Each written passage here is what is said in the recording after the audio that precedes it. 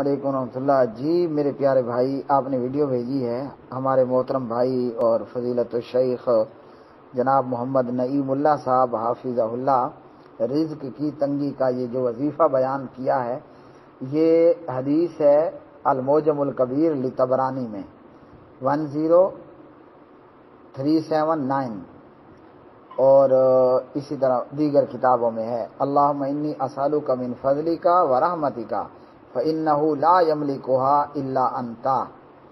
اس کے بعد یہاں سے اس کے علاوہ یہ حدیث علامہ البانی رحمہ اللہ لے کر آئے ہیں سلسلہ الاحادیث الصحیحہ کے اندر۔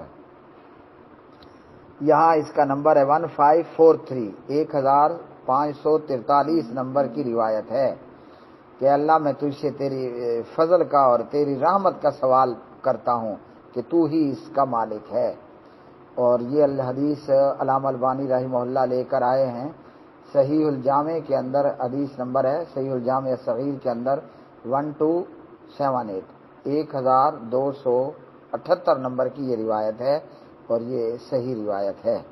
تو اس دعا کو اللہم انی اسالک من فضلک و رحمتک فإنہ لا یملکھا الا انت، اس دعا کو نماز میں بھی پڑھیں، نماز کے سجدوں میں بھی پڑھیں، کیونکہ بندہ سجدے میں اپنے پروردگار کے زیادہ قریب ہوتا ہے۔ اور یہ دعا جو ہے،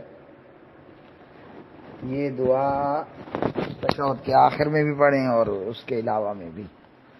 اللہم انی اسالک من فضلک و رحمتک فإنہ لا یملکھا الا انت۔